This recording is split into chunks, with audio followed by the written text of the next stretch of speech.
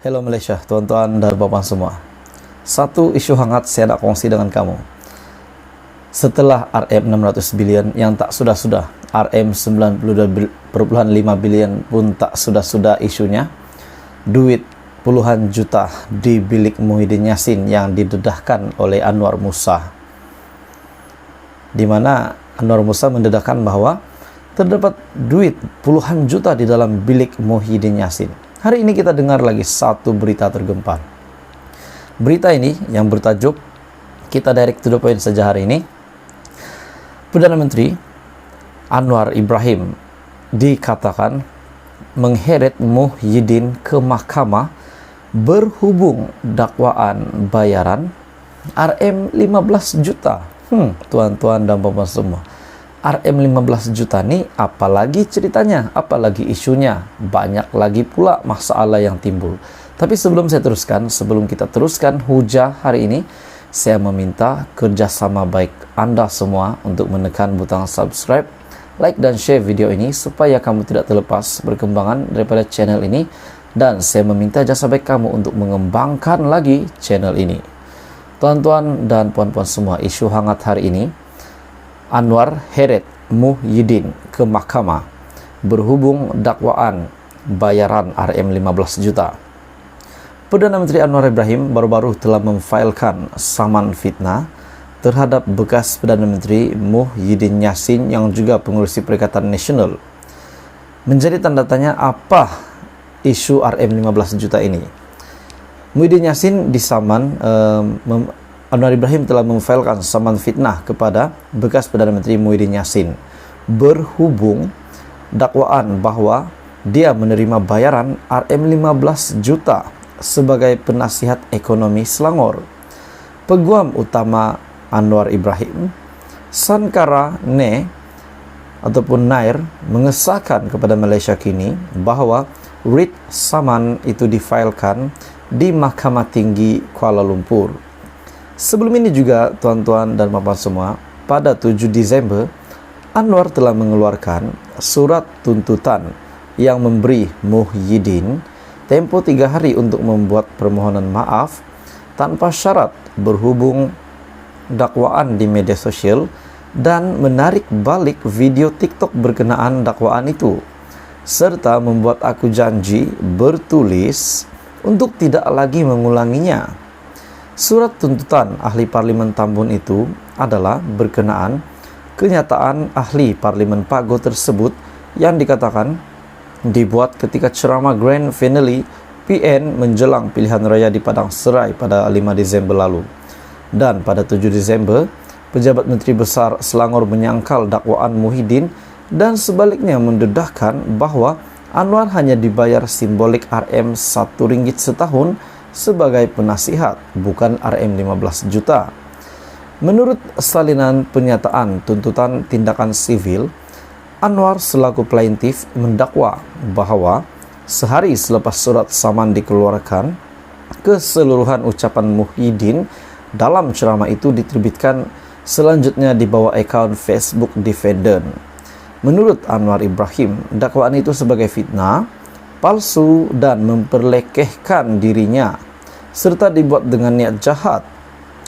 Plaintif juga mendakwa bahawa dakwaan itu antara lain menggambarkan dirinya sebagai seorang yang tidak boleh dipercayai, tidak jujur mengenai penerimaan jutaan ringgit daripada kerajaan negeri Selangor sebagai penasihat ekonomi dan menipu orang ramai. Namun tuan-tuan dan puan-puan semua, pada 7 Desember kita imbas kembali di mana pejabat Menteri Besar Selangor telah menyangkal dakwaan Muhyiddin sendiri dan sebaliknya membela Anwar dengan mendedahkan bahawa Perdana Menteri hanya dibayar simbolik RM1 setahun sebagai penasihat. Kenyataan fitnah ini dirancang terlebih dulu bertujuan untuk memperlekehkan, memfitnah reputasi dan perwatakan Anwar Ibrahim secara serius selain memburukkan nama baik beliau serta karakter Anwar Ibrahim yang juga penyokong teguh kedaulatan undang-undang serta reformasi sosial. Muhyiddin keberatan untuk memohon maaf dan menarik balik kenyataan yang sama, tetapi terus menerbitkan perkataan fitnah itu dengan sengaja dan tidak memadamkannya sehingga kini. Sehubungan dengan itu, Anwar menuntut daripada Muhyiddin mengganti rugi am, ganti rugi teruk, ganti rugi pampasan, dan ganti rugi teladan, dan perintah injunksi untuk menghalangnya daripada terus mengeluarkan kenyataan fitnah serupa. Sementara itu, Bernama juga melaporkan Perdana Menteri hari ini telah memfailkan saman terhadap Tan Sri Muhyiddin Yassin berhubung ucapan berbau fitnah mengenai dakwaan beliau yang menerima gaji sebanyak Rm15 juta semasa berkhidmat sebagai penasihat ekonomi Selangor. Jadi tuan-tuan dan puan semua, sedangkan pejabat Menteri Besar Selangor sendiri telah menyangkal dakwaan Muhyiddin, dan adakah dengan kenyataan daripada pejabat Menteri Besar Selangor ini, Muhyiddin mungkin akan dikenakan tindakan seperti apa yang disampaikan oleh Datuk Seri Anwar Ibrahim? Saya rasa ini telah menimbulkan kemarahan Perdana Menteri sebab beliau telah difitnah. Cuba kita fikir tuan-tuan dan puan semua, sekiranya kita difitnah, kita sendiri akan melakukan seperti apa yang Datuk Seri Anwar Ibrahim lakukan pada hari ini, yaitu mempertahankan diri. Adakah selepas ini Muhyiddin akan dikenakan tindakan, dipenjarakan mungkin, kita tidak tahu. Teruskan bersama di dalam channel ini supaya kamu tidak terlepas perkembangan politik daripada channel ini. Tapi seperti biasa, kita sudah pasti, kita sudah tahu memang banyak yang masih mempertikaikan Datuk Seri Anwar Ibrahim sebagai Perdana Menteri.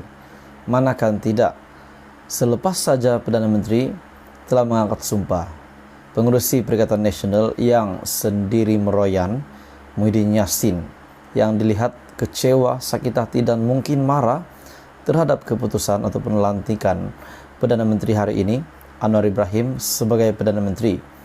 Beliau telah meminta keabsahan dan akhirnya dalam usul undi percaya, Datuk Seri Anwar Ibrahim telah mengangkat sumpah menjadi Perdana Menteri dan menjadi Perdana Menteri yang hebat, berdiri teguh dengan kuat pada hari ini.